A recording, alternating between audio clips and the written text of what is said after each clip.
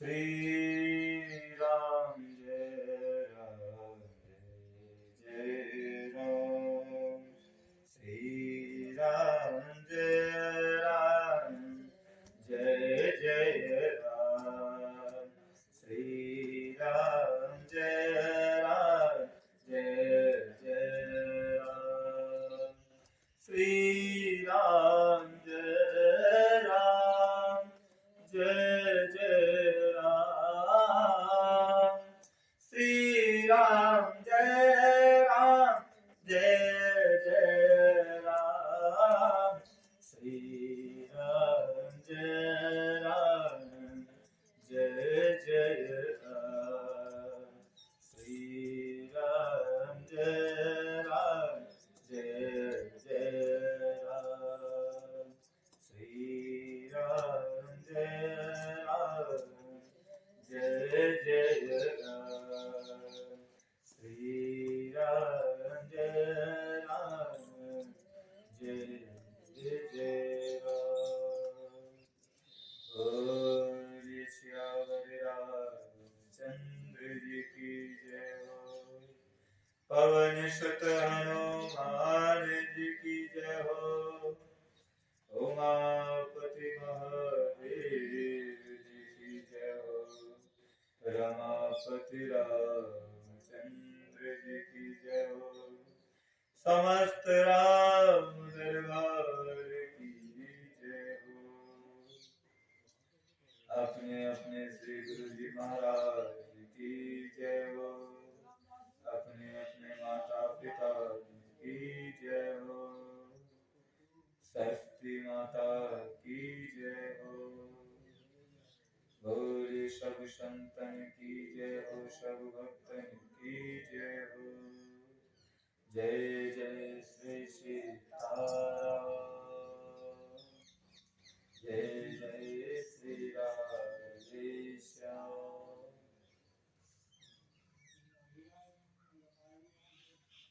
कल हमने गुरु और माता पिता के बारे में सुना, उनके महत्व को जानने का प्रयास किया। तुलसीदास जी कितनी अच्छी बात कहते हैं कि गुरु की चरण रज। कल चर्चा यहीं पर थी कि गुरु की जो चरण रज है उसका महत्व कितना है। उसका जो महत्व है कि जथा सुअंजन अंजिद्रग साधक सिद्ध सुजान।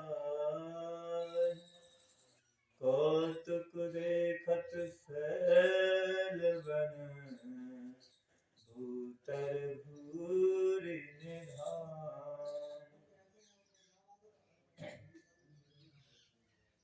और फिर चौपाई में भी कहते हैं कि गुरु के चरणों की जो रज है कि गुरु पद रज मृदु मंजुल अंजन नयन अमीय द्रव दोष विभंजन। अर्थात श्री गुरु महाराज के चरणों की रज जो है वो तो कोमल नैनों के अमृत अर्थात अंजन की भांति, जो हमेशा नेत्रों के दोषों का नाश करता है। अगर हम बच्चे को बचपन से काजल लगाना शुरू कर दें, अंजन अर्थात काजल लगाना प्रारंभ कर दें और उसके बड़े होने तक प्रतिदिन काजल लगता रहे तो उसके आंखों में काजल लगने के कारण नैनों में कोई दोष नहीं उत्पन्न होता, कोई बीमारी नहीं आती, नजर कमजोर नहीं होती है। आज हम लोगों ने आंखों में काजल लगाना बंद कर दिया है। शौक में नए बच्चे को साल डेढ़ साल तो लगा देते हैं, मगर उसके बाद फिर भूल जाते हैं कि बच्चों को काजल लगाना चाहिए। बच्चों क्या, सभी को काजल लगाना चाहिए।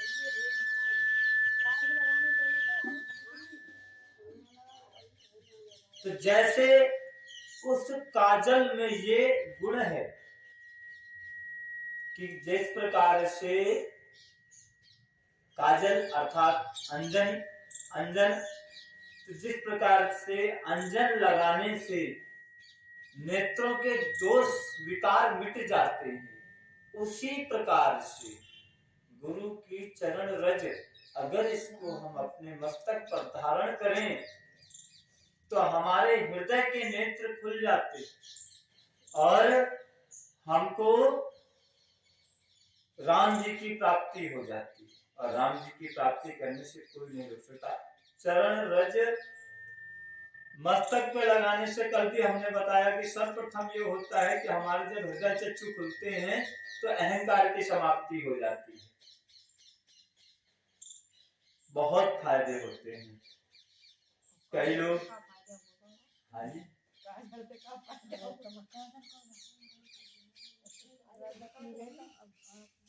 फिर संतों के चरित्र की चर्चा होती है। संतों का चरित्र कैसा होना चाहिए? तुलसीदास जी बताते हैं कि तुम एक संत का जो जीवन होता है कपास की भांति होता है। कपास जिससे रुई निकलती है, तंतु होते हैं उसमें। वो कपास जिसको फोड़ने पर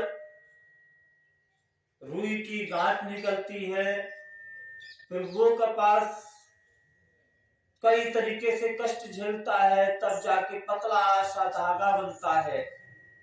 और वो कपास पतला सा धागा फिर उसके बाद खींचातान करके पता नहीं कितने प्रकार से कष्टों का सहन करता है। काटा जाना, एक एक धागा अलग अलग करना, फिर उसकी बुनाई होना, कांटों में भिड़ना, तब जाकर के वो कपड़ा बनता और वो कपड़ा मनुष्य के गुप्तांगों को ढकता। ठीक उसी प्रकार से एक संत होता है, समाज में रहकर, समाज के साथ रहकर, समाज से दूर रहकर तरह तरह के कष्टों को सहन करता है। समाज में रहकर समाज की ऊंची नीची हर प्रकार की बातें सुनना, अच्छी बातें सुनना, बुरी बातें सुनना, मान सहना और अपमान भी सहना।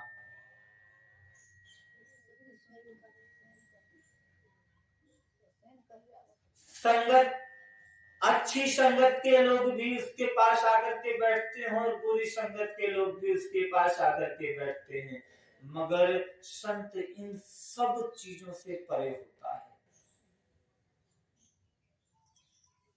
जिस प्रकार एक कपास के फल में ढेर सारा तंतु होते हैं, ढेर सारे तंतु होते हैं, अर्थात ढेर सारी इसमें रुई होती। कपास का फल इतना सा होता है, थोड़ा सा, लेकिन जब उसको खोलते हैं तो उससे जो रुई निकलती है गांठ नुमा तो इतनी निकल आती है। और जब उसको मशीन में घुमाते हैं, खोलते हैं उसको, तब वही इतनी सी कपास का फल इतनी रुई बन जाती है, अर्थात।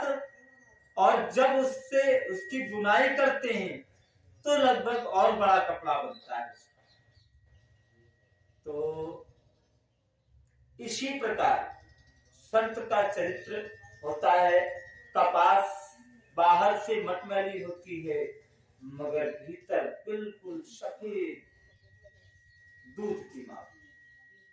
ऐसे ही संत का चरित्र भी बाहर से गंदा भी हो सकता है, 10 दिनों का नहाया भी हो सकता है, मगर उसका मन जो होता है बिल्कुल उज्जवल दूध की तरह होता है, बिल्कुल सफेद होता है। उसके मन में कोई, उसका मन निर्मल होता है, उसके मन में कोई दोष नहीं होता है, अगर संत है तो।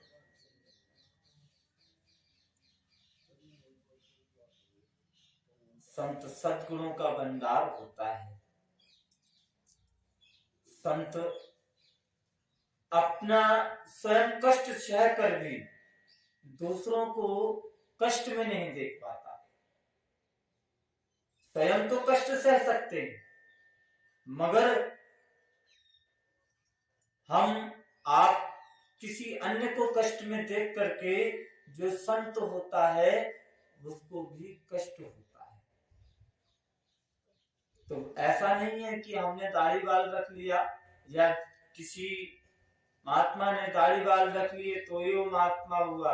अगर ये गुण हम में विराजमान है तो हम भी महात्मा हो सकते हैं। आप में विराजमान है तो आप भी महात्मा हो सकते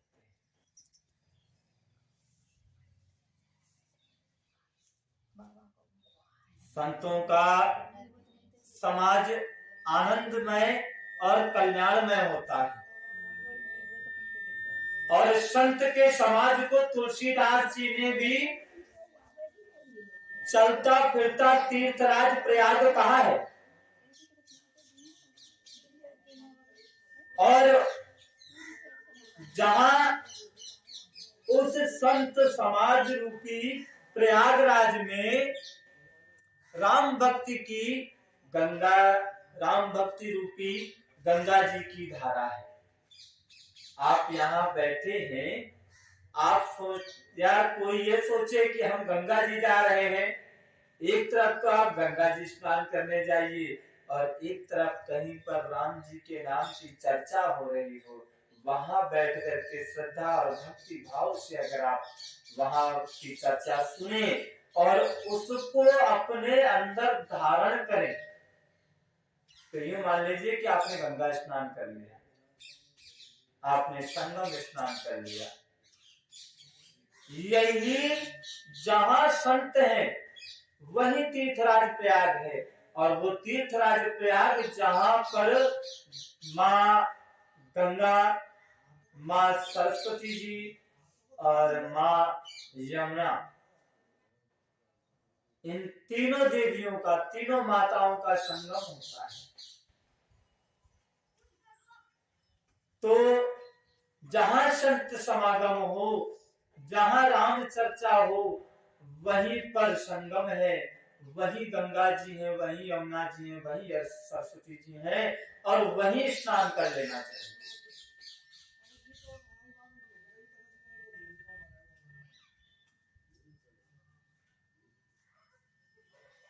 फिर कुछ लोग कहते हैं,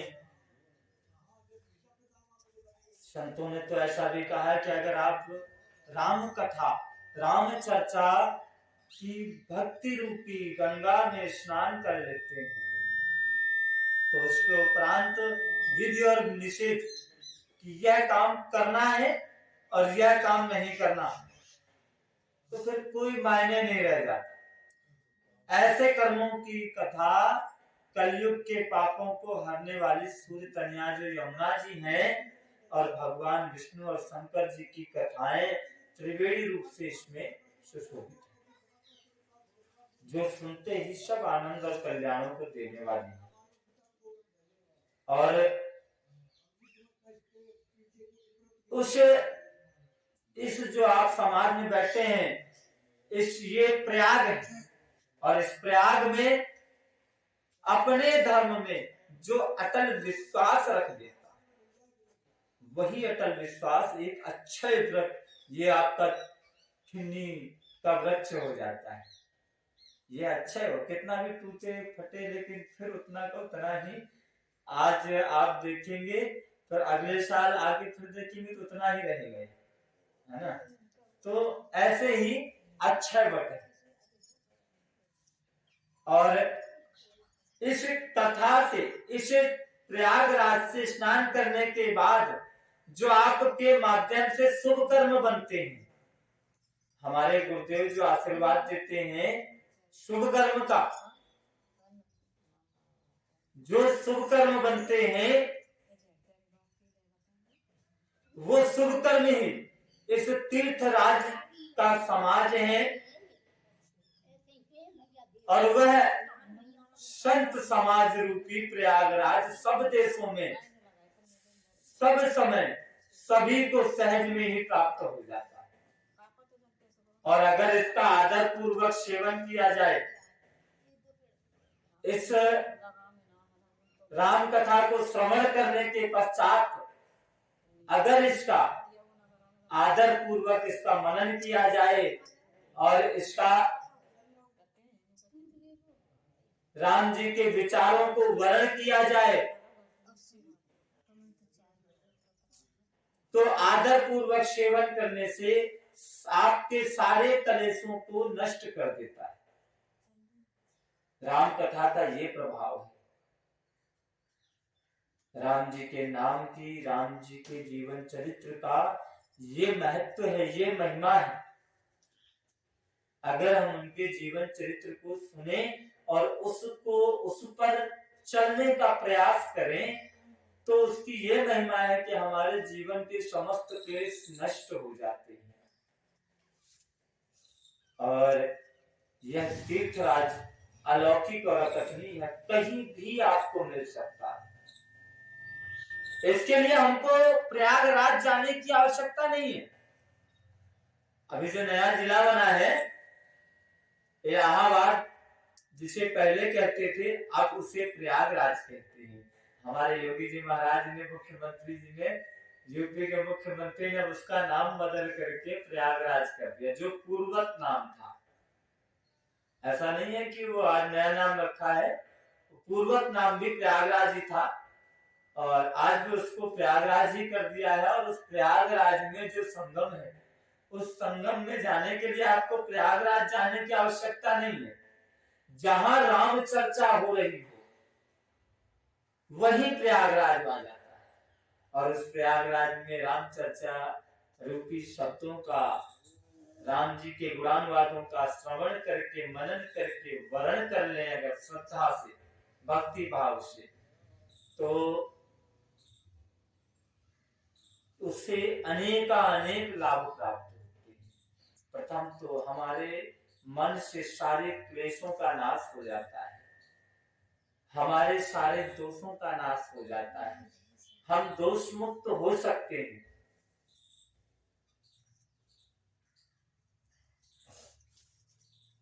तुलसीदास जी कहते हैं कि सुनि समझहि जन मुदित मन, मज्जहि अति अनुराग, लहहि चारि फल अछत तनु, साधु समाज प्रयाग। कि जो मनुष्य इस संत समाज रूपी तीर्थराज का प्रभाव प्रसन्न मन से सुनते हैं और समझते हैं और फिर अत्यंत प्रेम पूर्वक इसमें गोते लगाते हैं। इस गोते लगाने का अभिप्राय क्या हुआ कि पानी में डुबकी मार के उसी में डूब जाना नहीं होता है। इसमें गोता लगाना कि इसमें जो आप सुन रहे हैं, जो राम जी के गुणों का श्रवण कर रहे हैं, उस श्रवण के बाद मनन करना, गोता लगाना होता है। आखिर हमारे राम जी ने ऐसा काम क्यों किया, ऐसे काम ऐसे हुआ और ऐसे हुआ तो इसका लाभ क्या हो। ऐसा मनन हम तब कर पाएंगे जब हम संपूर्ण राम कथा सुन पाएंगे। तभी तो पता चलेगा कि राम जी ने यहाँ पर ये कार्य किया, इसका परिणाम कहाँ मिलेगा, अंतिम में तो मिलेगा ना। राम जी का जन्म क्यों हुआ, रावण का वध करने के लिए। रावण का वध कब हुआ, सबसे अंतिम, है ना। तो इसके लिए संपूर्ण राम कथा, संपूर्ण राम चर्चा सुनने से और उसके बाद इसमें मनन करने से आपको लाभ ये होता है कि आप इस शरीर के रहते ही, इस शरीर के रहते ही आप धर्म, अर्थ, काम और मोक्ष चारों फल पा जाते हैं। आप धर्म धुरंधर बन जाते हैं, आपकी कामनाएं पवित्र हो जाती हैं, अर्थ का भंडार भर जाता है, धन की चाह, धर्म की चाह और जो भी कामनाएं हैं, कामनाएं अर्थात इच्छा, जो भी फिर आपकी जब आप राम चर्चा सुन करके जो आपकी कामनाएं होंगी वो कामनाएं सात्विक हो जाएंगी और सात्विक कामनाएं राम जी अवश्य पूर्ति करते हैं। ऐसी कोई भी सात्विक कामना नहीं है जिसको राम जी संपूर्ण ना करें। और अंतिम फल है आपका मोक्ष। और मोक्ष कैसे प्राप्त होता? हम लोग ये समझते हैं कि मोक्ष तो मरने पीछे मिलेगा, मरे पीछे तो मोक्ष मिलेगा, पर मरने के पीछे मोक्ष तो मिलेगा कि नहीं मिलेगा किसने देखा?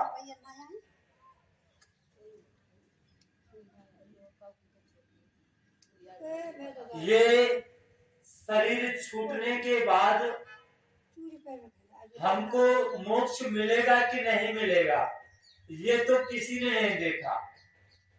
लेकिन इस राम कथा के सुनने, मनन करने और वर्ण करने से ये लाभ होता है कि आपको इस शरीर के रहते ही मोक्ष की प्राप्ति हो जाती है।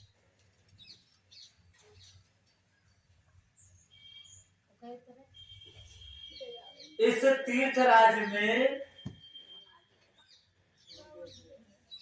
इस तीर्थराज में स्नान करने से स्नान का फल जो है तत्काल ऐसा देखने में आता है कि कौवे जो होते हैं वो कोयल हो जाते हैं और बगुले हंस बन जाते हैं। अब हमारी मैया ऐसा कह सके कि महाराज जी कौवा कोयल कैसे बन सके, तो इसमें देखिए कौवे की शरीर से कोई कौवा कोयल नहीं बनेगा, लेकिन वाणी से ये एक हमको उदाहरण दिया गया है। कौवे जैसा कर्कश बोलने वाला व्यक्ति इस राम कथा के श्रवण और मनन से कोयल जैसी मधुर आवाज में बोलने लगेगा। इस राम कथा के प्रभाव से बगुला हंस नहीं बन जाएगा, लेकिन बगुले जैसे स्वभाव का व्यक्ति हंस जैसे स्वभाव का हो जाएगा। स्वभाव में परिवर्तन हो जाएगा।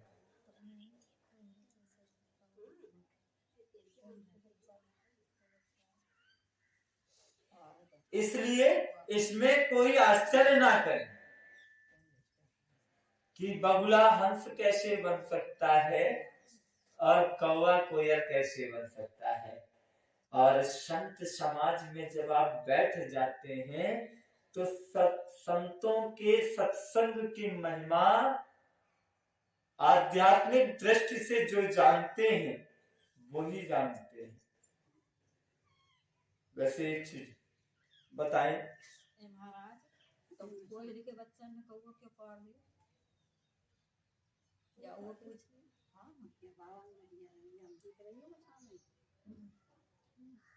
ये स्वभाव होता है, ये परमार्थ है। कौवा हमको, कौवा ही ऐसा पक्षी है जो हमको ये सिखाता है। कितना कर्कश बोलने वाला है वो, परंतु मन का कितना निर्मल है, कितना भोला है वो। तो ना है बाबा, एक नित्य है दो ना है, एक हीरा दो आंखन में चले तो देख लीजिए, पढ़ी हुई बात है। वो इतना, दो आंखों तक आंख दो ये हीरा एक है। वो इतना भोला है, वो इतना, उसमें इतना भोलापन है, उसे ये समझ नहीं आता कि ये बच्चा पराया है, कोयल का है, तो इसकी मां नहीं है तो इसका भी पालन पोषण हमने ही करना है। वो जानता है कि ये दूसरी प्रजाति का है, ऐसा नहीं कि वो नहीं जानता, वो जानता है कि ये दूसरी प्रजाति का है और इसने हमारा साथ छोड़कर हमारे बच्चे से पहले इसने उड़ जाना है। कोयल का बच्चा जरा सा पर फैलाने लायक होता है, यानी जरा सा उड़ने लायक भी होता है, दाने चुगने लायक होता है, तो वो जब उड़ने लायक हो जाता है तो फिर अलग उड़ने लगता है। जब तक वो उड़ने लायक नहीं हो पाता तब तक कौवा उसका पालन पोषण करता, और ये जान समझ कर भी ये बच्चा मेरी प्रजाति का नहीं है, ये अन्य प्रजाति का है, मगर हमारे पास हमारी शरण में हमारे राम जी भी तो यही सिखाते हैं, आवे शरण तजन नहीं ताव। जो भी हमारी शरण में आ जाए उसको उसका त्याग नहीं करना चाहिए। पिछले साल श्रीमद् वाल्मीकि जी महाराज की रामायण में भी हमने ये बात बताई थी कि आए हुए शरण में आए हुए दुश्मन का भी अगर हमने त्याग कर दिया तो उससे बड़ा पाप दूसरा अन्य कोई नहीं। शरण में आए हुए को शरण देना यही हमारा धर्म है। जो हमारी शरण में आ जाए उसको जिस चीज की अभयदान की आवश्यकता है तो अभयदान, यानी दरवाजे पर याचक खाली नहीं जाना चाहिए, मगर याचक होता है। याचक कभी आपसे जबरदस्ती नहीं कर सकता, नहीं इतना ही चाहिए, है ना। हम बारंबार यही कहते हैं, याचक होता है।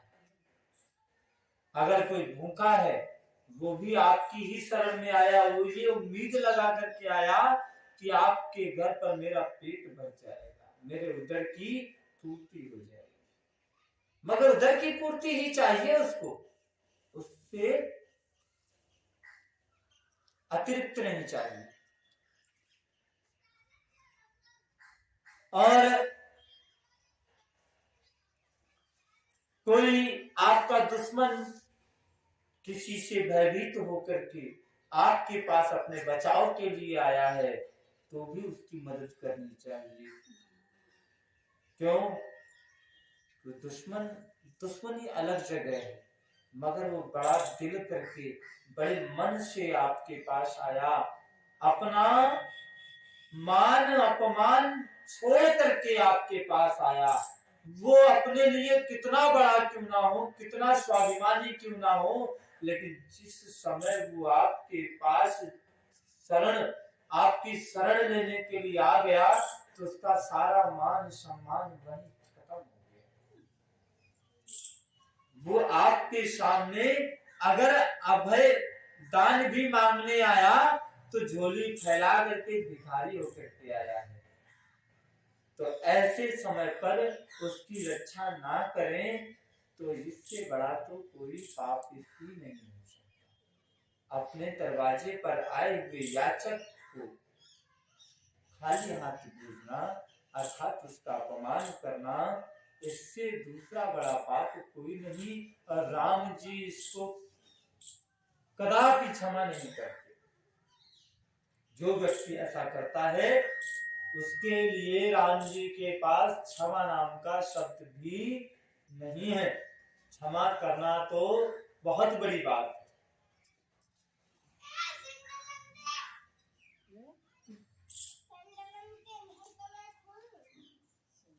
फिर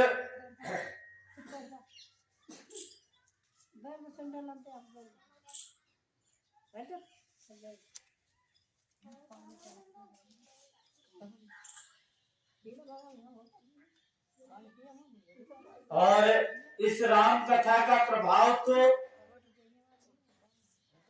श्री वाल्मीकि जी महाराज, नारद जी महाराज और अगस्त्य जी ने भी अपने अपने मुख से राम जी के गुणानुवादों के लिए अपनी होनी और अपना वृतांत बताया।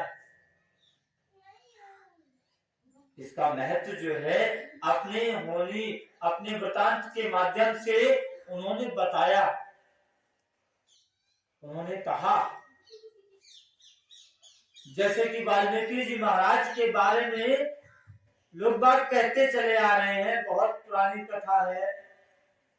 कई हमारे बचपन में स्कूल की किताबों में भी ऐसा आता था। एक रत्नाकर नाम का डाकू था और एक रत्नाकर नाम का डाकू होता था। वाल्मीकि जी की कथा है, उनका जीवन परिचय है। और वो लूटपाट करते थे और लूटपाट के पैसों से, लूटपाट के माध्यम से अर्जित हुए अन्न धन से अपने परिवार का पालन पोषण करते थे। और एक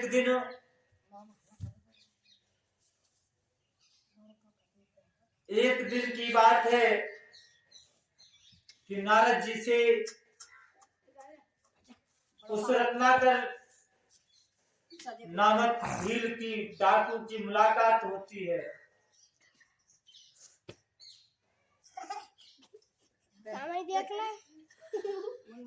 रत्नाकर नामक डाकू की मुलाकात होती है और रत्नाकर नामक डाकू की मुलाकात होती है तो रत्नाकर नामक डाकू नारद जी को रोक लेता है।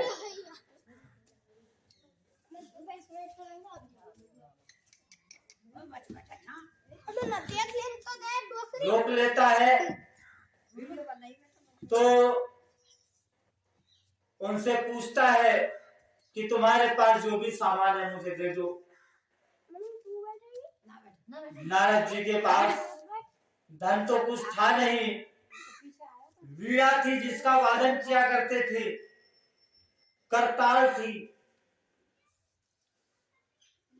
तो उन्होंने कहा भैया हमारे पास कुछ है तो है नहीं, धन तो है नहीं, हम आपको क्या दें। तो उन्होंने कहा कि आपके पास ये वीणा है, मैं इसको बेच करके ही अपना काम चला लूंगा। तो बोले अरे भैया आप ये लूटपाट ये मार काट क्यों करते हैं, किसके लिए करते हैं, आपको इससे क्या लाभ होता है। बोले इससे हमें यही हमारे रोजी रोटी है और इससे हमारे घर का हमारे परिवार का भरण पोषण होता है। अगर हम ये कार्य ना करें तो हमारे परिवारी जन भूखे मर जाएंगे। नारद जी ने कहा कि भैया परिवारी जन है आपके? हाँ। तो बोले आपके परिवारी जन कहाँ से हो गए? परिवारी जन तो आपके नहीं है। बोले क्यों? बोले अगर परिवारी जन आपके होते तो आपको गलत कार्य करने से रोकते नहीं। भाई अगर कोई अपना है तो अपने को गलत कार्य कैसे करने दे सकता है, वो पाप कर्म कैसे करने दे सकता है अगर अपना है तो। और अपना नहीं है तो कोई बात नहीं। हम जब आप हमारे अपने हैं तो आप अगर जरा सा भी गलत कार्य करेंगे तो हम आपको रोकने के अधिकारी है ना, क्योंकि हम आपके अपने हैं। और जब हम आपके अपने नहीं हैं तो हमें आपसे अपना मतलब निकालना है। आप हमारा काम करो, आपके साथ अच्छा हो या बुरा हमें कोई मतलब नहीं है। तो नारद जी ने कहा भैया जिनको आप अपना कह रहे हैं वो आपके अपने नहीं है। तो रत्नाकर डाकू ने कहा कि भैया ये कैसी बात कर रहे हो? अरे मेरी माँ है, मेरी पत्नी है, मेरे बच्चे हैं, तूने कैसे कह दिया? अरे मेरी माँ ने मुझे जन्म दिया है।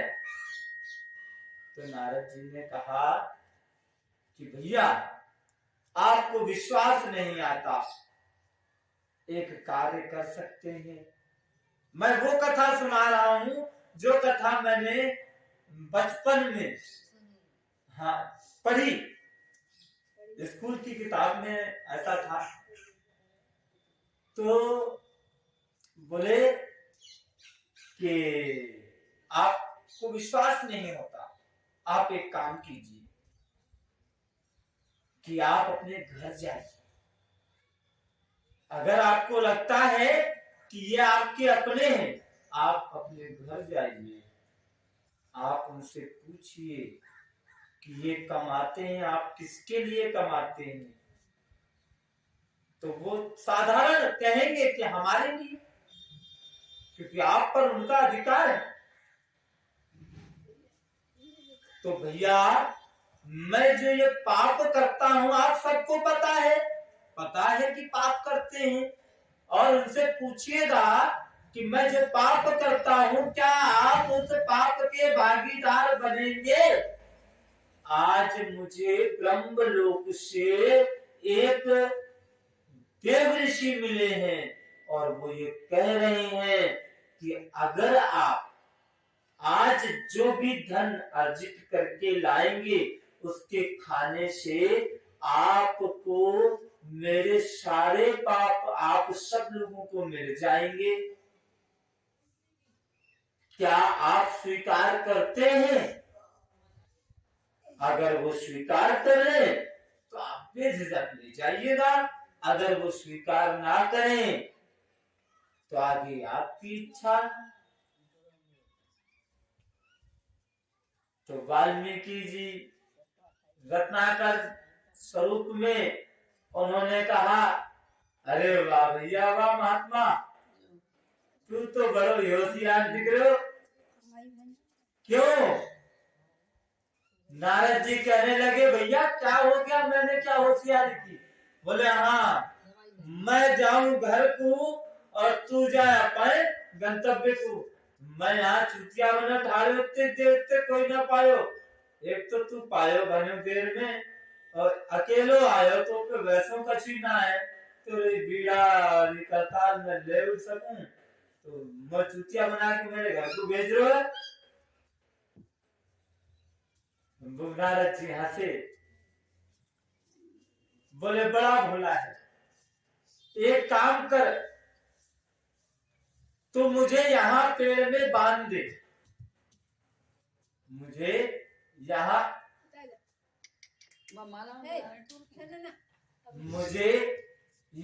पेड़ में बांध दे, और जब तक तू वापस नहीं आएगा तब तक मैं यही बंधा रहूंगा, और उसके बाद अगर तेरे घर वाले मेरी शर्त स्वीकार कर लेते हैं कि मेरे द्वारा जो भी धन तुझे मिलेगा उस धन को ग्रहण करने से तेरे सारे पाप तेरे घर वालों को बच जाएंगे, सारे पाप, एक भी पाप तुझ पर नहीं रहेगा। अगर ऐसा स्वीकार कर ले तो तू मुझसे जो चाहे ले जा सकता है। उसने नारद जी को बांधा, बांध करके जैसे तैसे भागते भागते घर पहुंचा। घर वालों ने देखा, तुरंत पानी पिलाया और पूछने लगे कि क्या लाए, कुछ मिला है, बड़ी जल्दी आ गए। बोले ठहरो, आज बड़ी विषम परिस्थिति है और मेरा मन डोल रहा, क्या करें क्या ना करें समझ नहीं आ रहा है। माँ कहाँ है? सबसे पहले अपनी माँ के पास जाता है। माँ तो ममता का भंडार है, अपने बच्चे के लिए हर कष्ट सह सकती है, सबसे पहले अपनी माँ के पास जाता है, कहता है माँ आज मैं लूट करने के उद्देश्य से जंगल के रास्ते पर खड़ा था, तो बहुत देर बाद एक महात्मा पधारे, हमने उनका रास्ता रोका, वो मिले और जब हमने उनसे लूटपाट करने का प्रयास किया तो उनके पास तो कोई धन नहीं था, मगर वो कह रहे हैं कि वो जो चाहे वो दे सकते हैं, जितना चाहिए उतना धन दे सकते हैं, मगर उनकी एक शर्त है। क्या शर्त ये है कि आज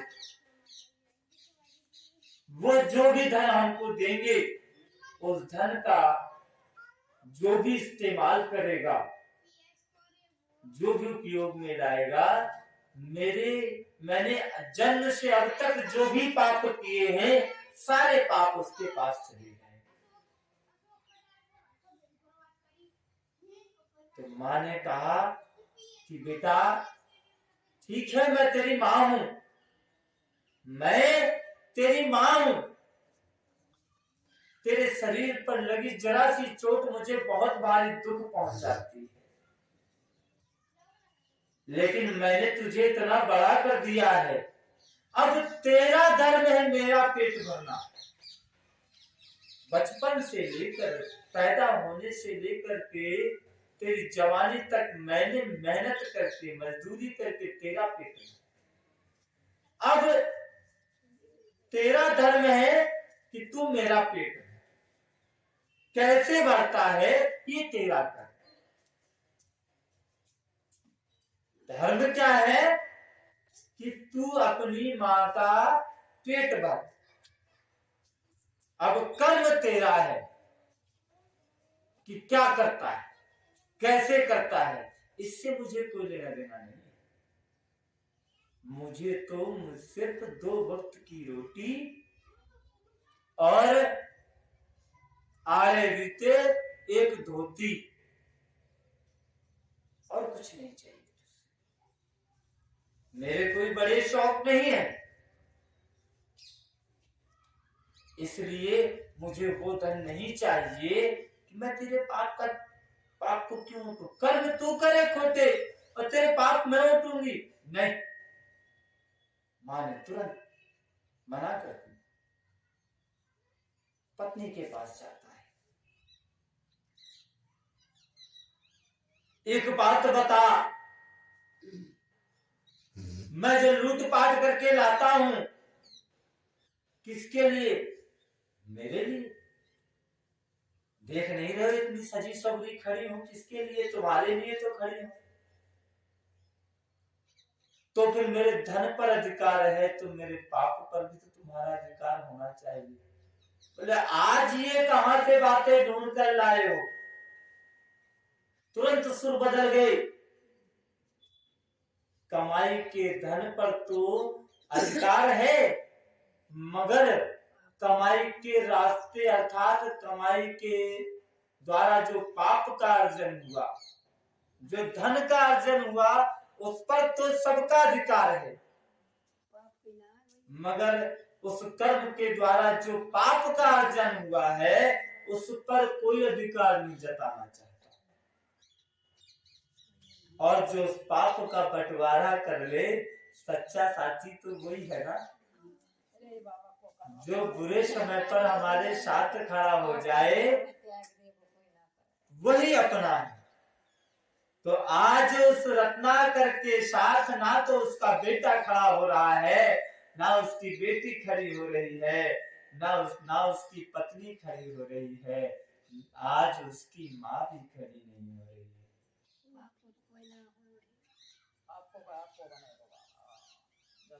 वहीं पर उसी क्षण उस डाकू की आंखें खुल जाती हैं।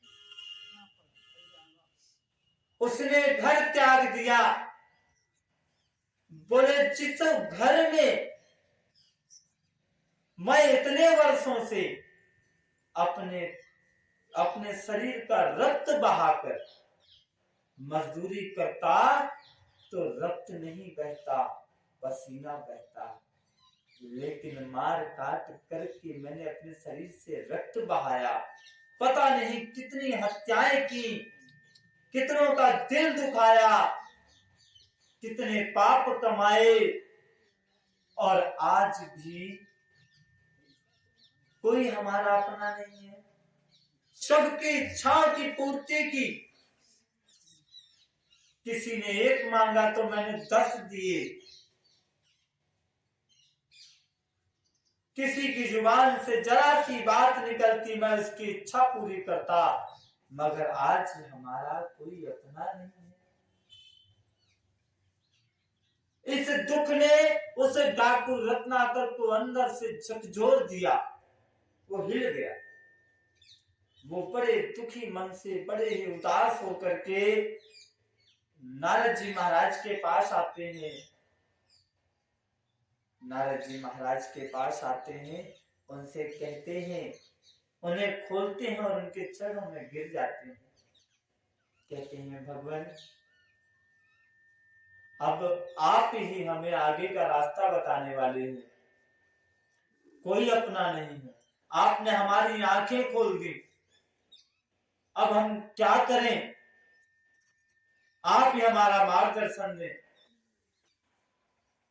तब जाकर के नारद जी ने उनको एक अन्य ऋषि के द्वारा दीक्षा प्राप्त कराई, और वही डाकू रत्नाकर बहुत समय की तपस्या के बाद वो वाल्मीकि जी के नाम से प्रसिद्ध हुए। अच्छा, वाल्मीकि जी का वाल्मीकि जी नाम क्यों पड़ा? इनकी तपस्या जो थी, तपस्या में समाधि लगा गए, और समाधि लगाने के बाद समाधि में इतना लीन हो गए कि दीमक लग गई शरीर। इनके शरीर के आस पास बांबियां बन गई सड़कों। उन सड़कों की बांबी से वाल्मीकि कहते हैं। इस कारण से उनका नाम वाल्मीकि हो गया। तो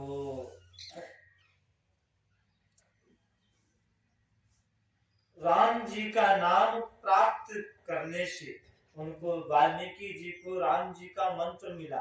और जब वाल्मीकि जी थे तब तो राम जी के जो दशरथ नंदन श्री राम जी थे, उनका तो कोई अता पता भी नहीं था।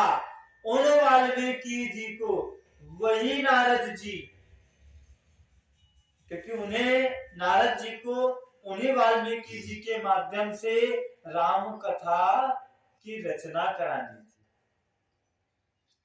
इसलिए उनको सन्मार्ग पर, बुरे मार्ग से हटाकर, यही गुरु का कार्य होता है, एक बिगड़े हुए व्यक्ति को सुधारना, यही गुरु का कार्य होता है।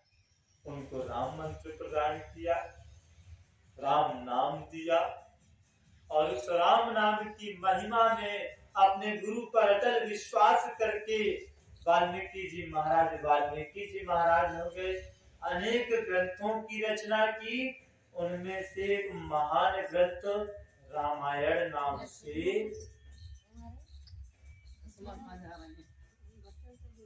रामायण के नाम से विख्यात हुआ।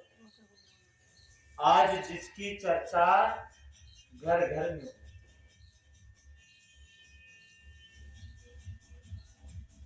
अब नारद जी की बात करें तो नारद जी के बारे में बताया जाता है कि वह पूर्व जन्म में शूद्रग्रस्त थे, और संतों के प्रभाव से, संतों के संग के प्रभाव से, संतों की जूठन के प्रभाव से, जूठन अर्थात उनका प्रसाद जो मिलता है, उनके प्रसाद को श्रद्धा पूर्वक ग्रहण करने से, उनके वचनों को अपने मन में धारण करने से, और राम जी के भजन में लीन होने से उनको ये वरदान मिला कि अगले कल्प में या आपके इस शरीर को छोड़ते ही आपको मैं अपनी शरण में ले लूंगा। और वही शूद्र बालक बाद में नारद जी कहलाए, जिनका हमारे राम जी सर्वत्र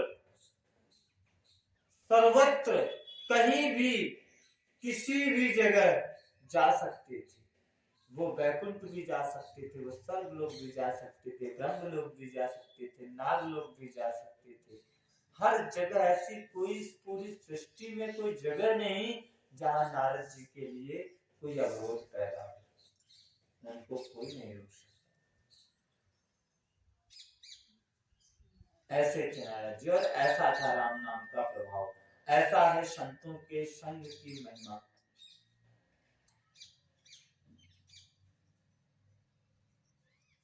जल में रहने वाले, जमीन पर चलने वाले और आकाश में विचरने वाले नाना प्रकार के जड़ चेतन कितने ही जीव इस जगत में हैं।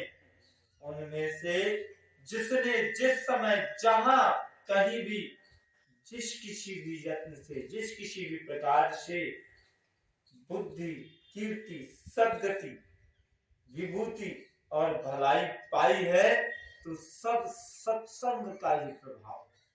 जैसे कि हम लोग देखते हैं आज कई व्यक्ति ऐसे हैं जिनको ढेर सारा धन, वैभव, संपत्ति, नाम सब कुछ है, पर उनके कर्म तो अच्छे नहीं हैं। लेकिन इसका तात्पर्य ये नहीं है कि उनके अब के कर्म अच्छे नहीं है तो भी कैसे मिल रहा है।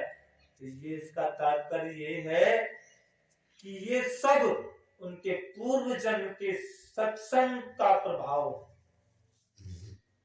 है। पूर्व जन्म उन्होंने अवश्य सज्जनों का संग किया है, संतों का संग किया है, राम जी का भजन किया है, राम जी के बताए हुए रास्तों पर चले हैं। यही कारण है आज वो सुख और समृद्धि का जीवन जी रहे हैं, ऐश्वर्य का भोग भोग रहे हैं। और बुरे कर्मों के करने के बाद और लोक में इन सब चीजों की जितने सारे धन, ऐश्वर्य, विभूति, भलाई, बुद्धि, यश, सद्गति, ये जो चीजें हैं सब हमारे पूर्व जन्म के कर्मों का ही फल है। और इनकी प्राप्ति के लिए वेद भी कहते हैं दूसरा कोई उपाय नहीं, सिर्फ राम नाम किया। मरे आजा तुलसीदास जी ऐसा कहते हैं कि बिन सत्संग विवेक ना हुई और राम कृपा बिन सुलभ न सो। और सत्संगत मुद मंगल मूला सोई फल सिद्ध सब साधन फूला। अर्थात कि सत्संग के बिना तो विवेक होता ही नहीं है। और श्री राम जी के बिना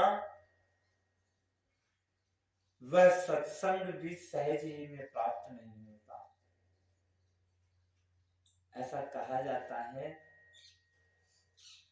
कि संतों का मिलना दुर्लभ है। हम जैसे तो शायद हर जगह मिल जाएंगे, मगर सच्चे संतों का मिलना राम जी की कृपा से ही संभव है। ऐसा नहीं है किसी संत, कोई संत जिसके पास अपार वैभव है तो ही संत है। किसी संत के पास तो बहुत सारे आश्रम हैं और एक से एक आलीशान आश्रम है तो ही संत है।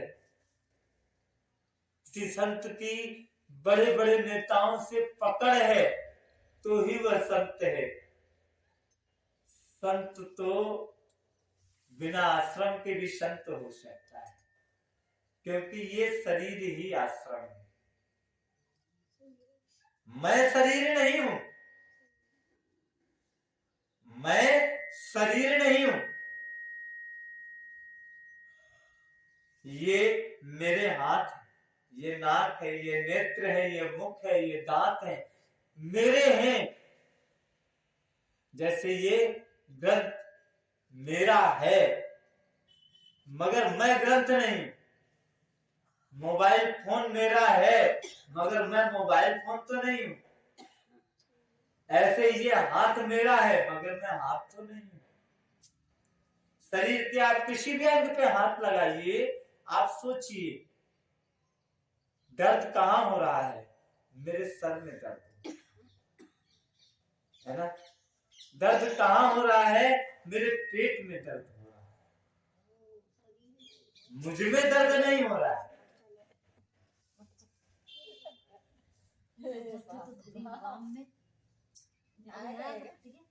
तो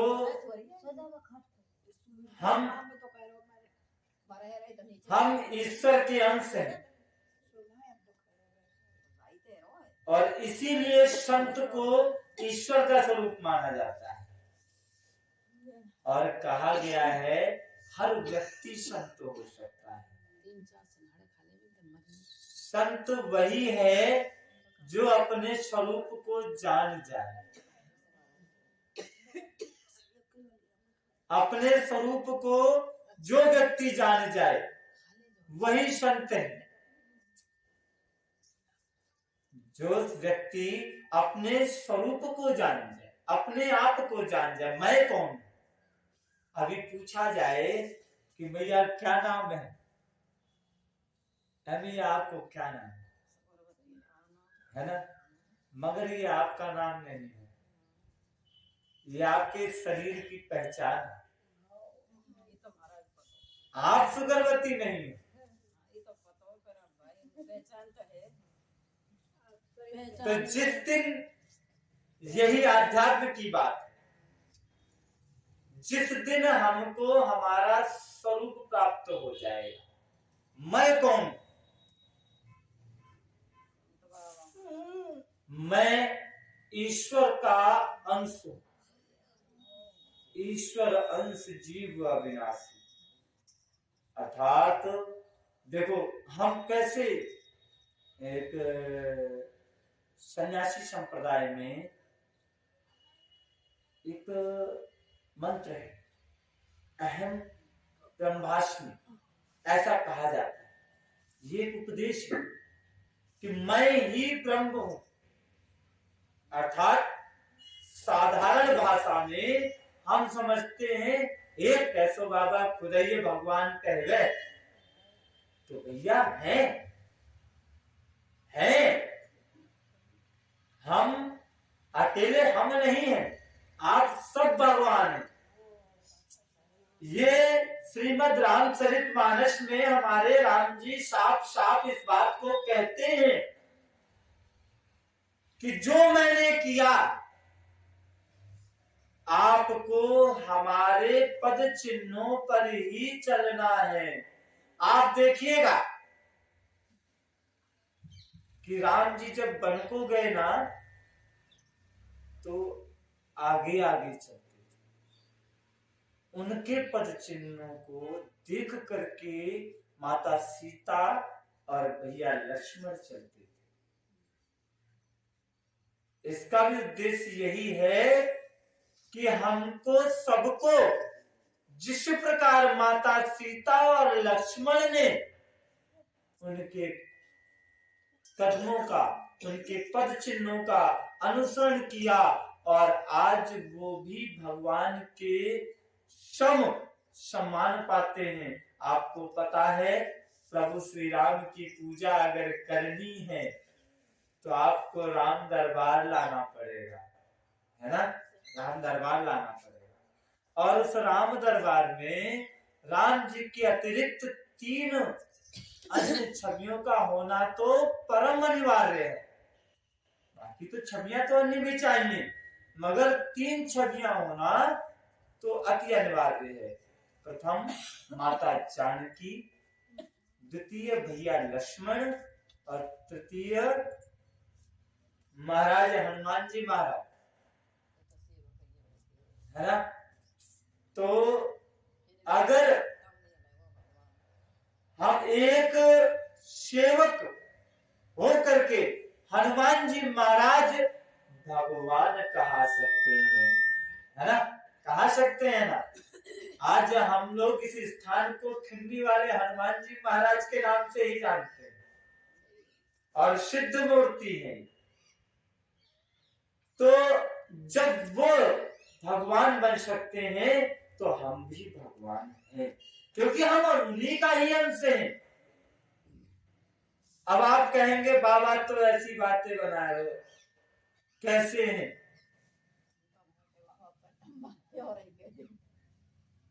कोई भी माइक चल रहा है, वीडियो भी चल रही है, कोई भी सुनेगा वो यही कहेगा कि बाबा तो घमंड में आए हुए है, यही बोलते कह रहे है कि भगवान है।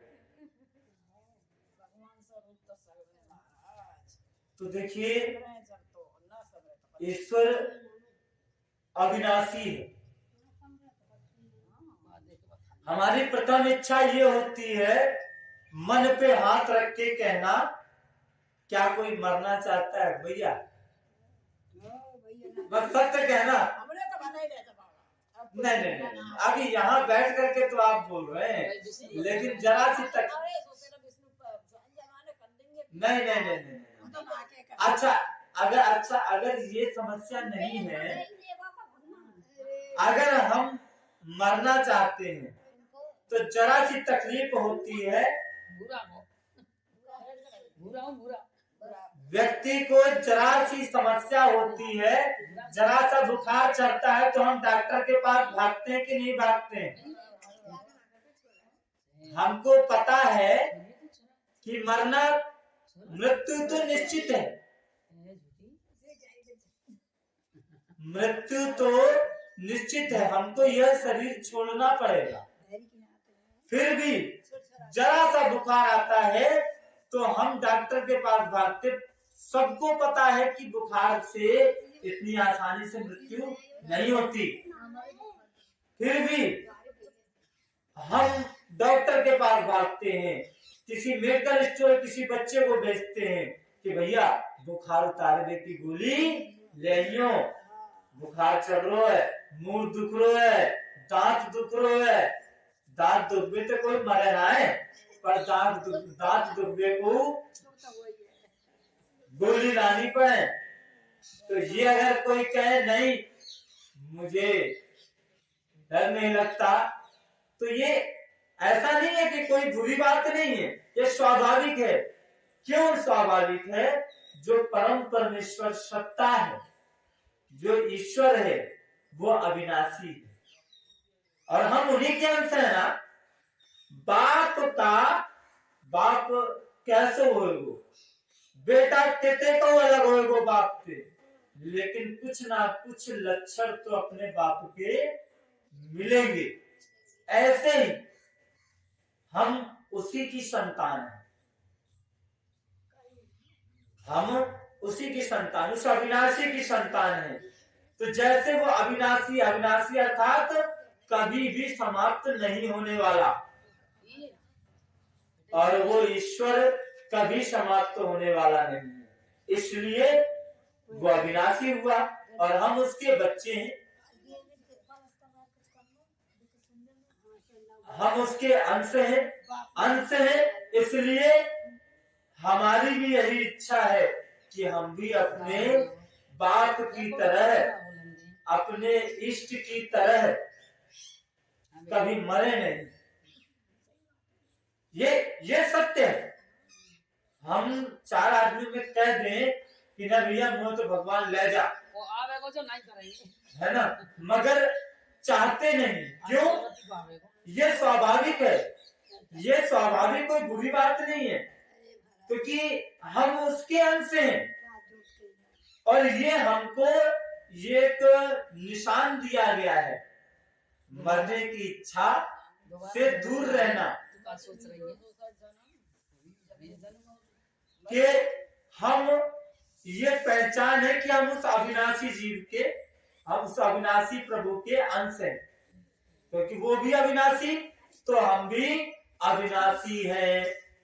ये मगर ये शरीर अविनाशी नहीं है, शरीर तो विनाश, इसका तो विनाश तय है। हम अविनाशी हैं, हम अविनाशी हैं। अब आ जाइए आनंद सहज सहज सुख राशि, ये भी राम जी के लिए कहा गया है। सारे सुखों की खान है, दुनिया भर के जितने भी सुख हैं सब इन्हीं से हैं। और हमको क्या चाहिए? दुख तो चाहिए ही नहीं, हमको सुखी तो चाहिए भाई, हमको सुखी तो चाहिए। दुख तो कुंती जी ने मांगा था, मगर वो सुख की प्राप्ति के लिए दुख मांगा था, है ना? ठीक है, मगर आज के इस दौर में अगर कोई व्यक्ति यह कहे कि नहीं मैं तो दुखी भले हूं, तो वो झूठ बोल रहा है, क्योंकि दुखी कोई वो द्वापर युग था। आज के दौर की अगर बात करें कि कोई व्यक्ति अगर ये कहे कि ना मैं तो दुखी सही, तो झूठ बोलता है, क्योंकि हम ईश्वर के अंश हैं तो सुख की चाहत बस। मगर यहाँ थोड़ा सा भ्रम है, हमने सच्चे सुख को नहीं जाना, क्योंकि सुख की चाह किसको है? सुख की चाह हमको है, इस शरीर को नहीं है। मगर हमने इस शरीर को हम जान लिया, अब इस शरीर को जरा सी तकलीफ होती है तो वो तकलीफ हमको होती है। पहले तो हमको इस शरीर में रहते हुए इस शरीर से अलग होना पड़ेगा, तब हम सच्चे सुख को पहचान पाएंगे। यह आध्यात्म की बात है, वैसे हर किसी की समझ में नहीं आएगी,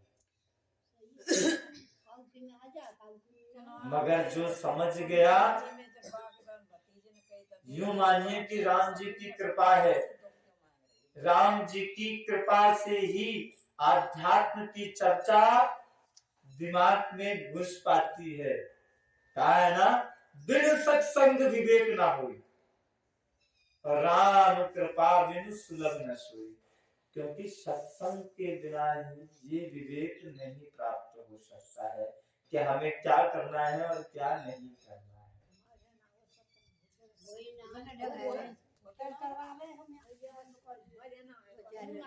और आजकल सत्संग में शामिल कौन होना चाहता है? सत्संग तो डेली हो,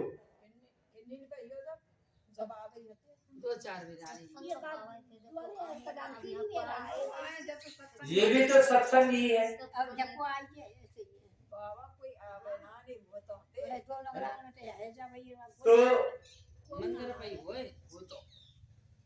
पहला मृत्यु का भय दूर होना, जब हम अपने स्वरूप की पहचान कर लेंगे तो हम अविनाशी, हमें पता चल जाएगा कि हमें मरना ही नहीं है, तो भय किस बात का? सिर्फ बात होगी तो अपने घर को बदलने की। ये तो घर है, एक गीत भी तो गाया गया ना कि जिंदगी एक किराए का घर है, एक ना एक दिन बदलना पड़ेगा, है ना?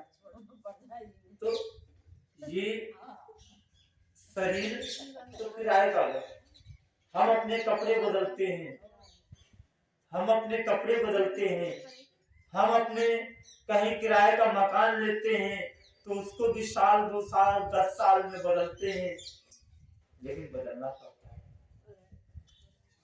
है। अरे खुद का घर होता है, बीच गांव से लोग सड़क पे पहुंच जाते हैं, सड़क से शहर में पहुंच जाते हैं, और कुछ लोग शहर से अपने गांव आ जाते हैं, गांव में बना लेते हैं। तो अदला बदली चलती रहती है। जब इस शरीर में रह करके ये क्रिया हम करते हैं, तब भी हम नहीं पहचान पाते कि ये शरीर भी एक घर है और हमको इस घर को छोड़ना है। जब हमें उस घर को छोड़ने में समस्या नहीं होती, जब हमें उस घर को, इस घर को छोड़ने में जो हमने बनाया उस हमारे बनाए हुए घर को छोड़ने में हमें तकलीफ नहीं होती, दुख नहीं होता, हम खुशियां मनाते हैं। भैया आज हमारा गृह प्रवेश है, का कहने कागर नागर के नागर है आज हमारे, है ना?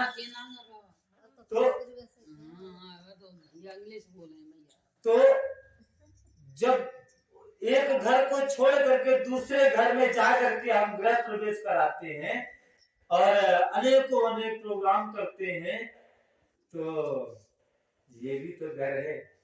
उस घर के छोड़ने पर तो हम खुश होते हैं कि पुराना घर छूटा, नए घर में रहेंगे जा करके, है ना? तो पहले ही लग जाए, जब दोहरे बार आ जाए, जब नौ तो लग जाए, या वो दुनिया क्यों भूल रही है? सही कह रही है तू। हमें तो भूलते हैं, दोहरे बार कोई नौ तो ज्यादा लग जाए, तो दोहरे बार तो कोई जाए। तो हम इस घर को, जिसको हमने बनाया भी नहीं, इसको हमने तो नहीं बनाया, उस ईश्वर ने इसकी रचना की, माँ बाप ने इसको आश्रय दिया, हमारा तो इसमें कोई योगदान नहीं है। फिर हमें इस घर को छोड़ने में क्यों दुख होता है? नहीं होना चाहिए। पुराने कपड़े उतारने में हमें दुख नहीं होता, नए कपड़े पहनने में हमको सुख की अनुभूति होती है ना? इसी प्रकार इस पुराने जर्जर शरीर को छोड़ने में हमें दुख क्यों होता है? यही ईश्वर की माया है और हम हमारे स्वरूप को भूल रहे हैं। हम ये भूल रहे हैं कि हम ईश्वर के अंश हैं, हमारा नाश तो होना ही नहीं है, हम तो अमर हैं, ये सत्य है, हम अमर हैं, हम नहीं मरने वाले, क्योंकि हम ही ब्रह्म हैं। आप भी ब्रह्म हैं, आपकी मृत्यु नहीं है, मगर हमें अपना घर तो बदलना पड़ेगा, यही सत्य है।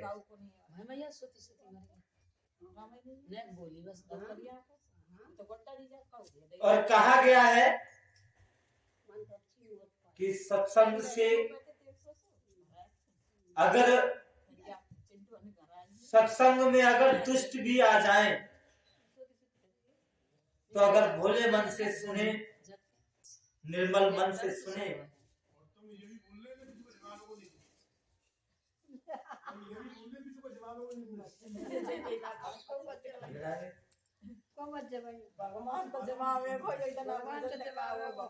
तो दुष्ट भी संतों की सत्संगति पा करके सुधर जाते हैं। जैसे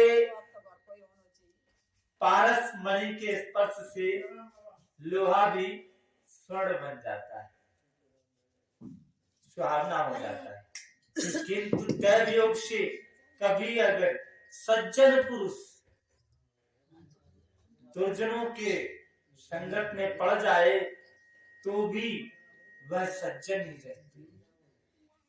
जैसे मणि सांप के पास होती है, 24 घंटे सांप ही के पास रहती है, मगर मणि का गुण अलग होता है और सर्प के गुण अलग होते हैं। सर्प डसता है और मणि अमृत प्रदान करती है, मणि वैभव प्रदान करती है। इसी प्रकार से अर्थात जिस प्रकार सांप का संग पाकर भी मणि उसके विष को ग्रहण नहीं करती, ठीक उसी प्रकार सज्जन पुरुष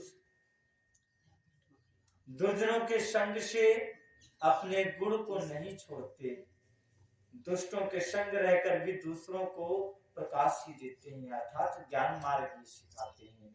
दुष्टों का उन पर कोई प्रभाव नहीं पड़ता। ब्रह्मदेव, भगवान विष्णु, शिव, कवि और पंडितों की वाणी भी इन संतों की महिमा का वर्णन करने में सकुचाती है, सत्संग की महिमा का वर्णन करने में संकोच करती है। जैसे किसी साग तरकारी बेचने वाले से हीरे के हार का मोल पूछा जाए तो वो बता नहीं पाएगा।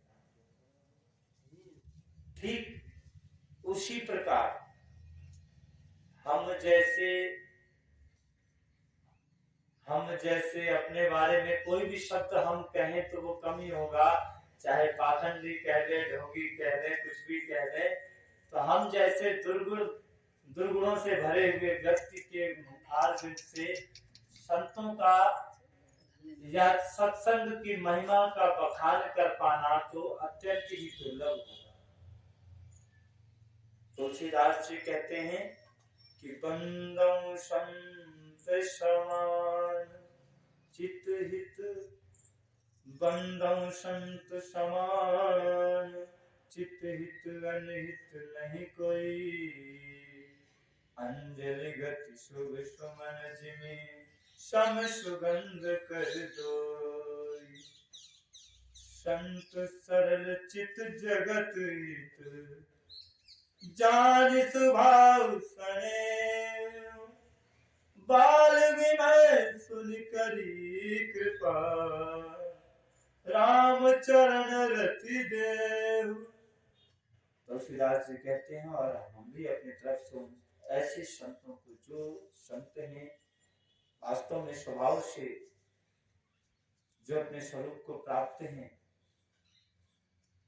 जो ईश्वर में ही लीन रहते हैं, जो हर किसी को सद्मार्ग की राह दिखाते हैं, जो हमेशा परमार्थ में ही रत रहने वाले हैं, ऐसे संतों को मैं प्रणाम करता हूँ, जिनके चित्त में समता है, जो सम दृष्टि का भाव रखते हैं, जिनका कोई मित्र नहीं है और कोई शत्रु भी नहीं है। जैसे अंजलि में रखे हुए फूल जिस हाथ से तोड़े गए उन हाथों को भी सुगंधित करते हैं, और जिन हाथों के द्वारा राम जी को चढ़ाए गए उन हाथों को भी सुगंधित करते हैं। ठीक उसी प्रकार संत भी शत्रु और मित्र, चाहे कोई संत का भला चाहने वाला हो या बुरा चाहने वाला हो, कि संत तो किसी के शत्रु नहीं होते, ना ही किसी के मित्र होते। कोई अन्य व्यक्ति अगर संत के प्रति भाव रखे तो भी कोई फर्क नहीं पड़ता, संत उसके कल्याण के बारे में ही सोचते हैं। संत सरल हृदय के होते हैं, जगत के हितकारी होते हैं। उनके ऐसे स्वभाव और ऐसे स्नेह को जानकर मैं विनय करता हूँ, और मेरी बाल विनय को सुनकर कृपा करके श्री राम जी के चरणों में मुझे प्रीति दें। मैं तो स्वयं भी उनसे ऐसी विनती करता हूँ कि समस्त संसार में जो भी संत हैं, जहाँ जहाँ हैं, अपने अपने स्थान से ही मुझ पर ऐसी कृपा करें कि मैं आजीवन राम जी की भक्ति करता रहूं और सरल हृदय से करता रहूं, राम जी के गुणानुवाद कहता रहूं। तो आज यहीं तक, आगे की कथा कल होगी।